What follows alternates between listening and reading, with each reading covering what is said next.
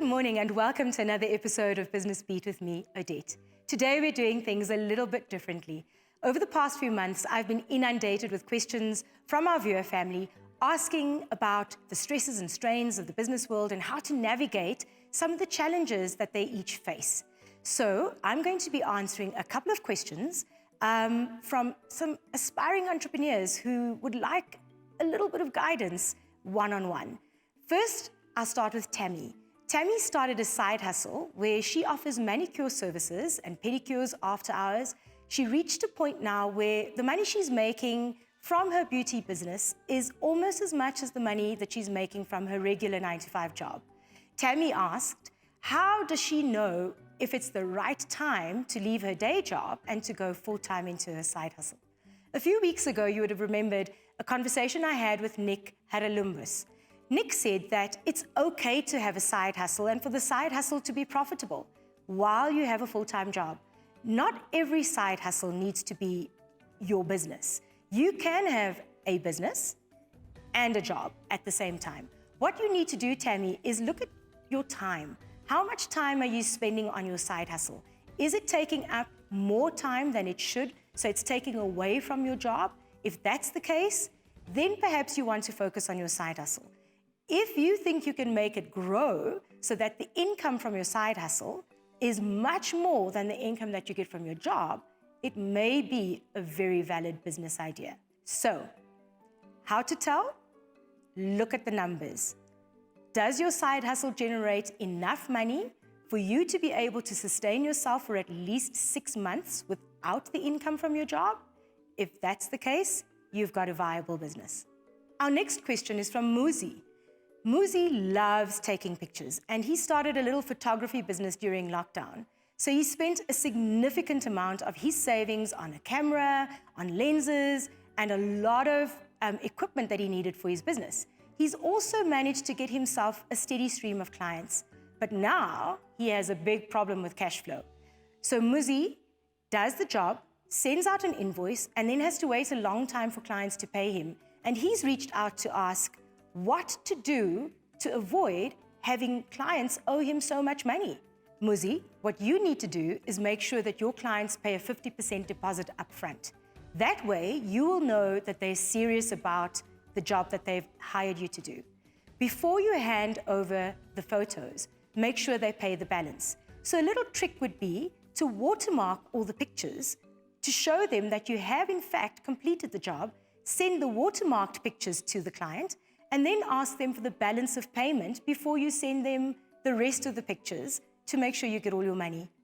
That way, you'll make sure that you get at least 50% of the money up front, and your intellectual property, your craft will be protected.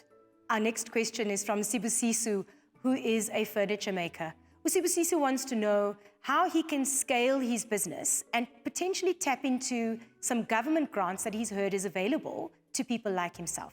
He's asking if it's worthwhile investigating government grants in order to double the size of his business, invest in more equipment, and perhaps a factory so that he can double his turnover. Sibusiso, what I would suggest to you is don't ever make your business dependent on a grant. Your business should be able to stand on its own 2 feet without a handout. What that means is you need to make sure that in what you are doing, you're generating enough money to pay for all of your materials, to be able to invest in whatever it is that you need to grow your business, and to be able to sustain the business for at least 4 to 6 months. That way you know that your business is not only surviving, but it is also thriving. Our next question is from Tandi, who makes fit cooks and sells them to school children as well as commuters at the taxi rank where she lives. She is asking if she should diversify and start incorporating other options in her business. For example, bunny chows or sandwiches. Tandi, my advice to you is, if the fit cook business is creating enough margin, so in other words, if your costs to make the fit cook are low and the money that you get from selling the fit cook is a lot more, then I would stick with the fit cook. And I would just look to making more and finding more ways to distribute them or more customers to sell them to. So whilst you do go to the taxi rank and you do go to schools and you find that this is where you sell out what you currently have, maybe you need to look at increasing how many you make every day and then looking at one or two other spots, perhaps hiring a hand, somebody to work for you to help you sell at a different location. You don't always need to add more products or more services or more offerings to make more money. You might just need to make more of the same to make more money. And if you have access to social media, perhaps you can have people place orders through your social media accounts.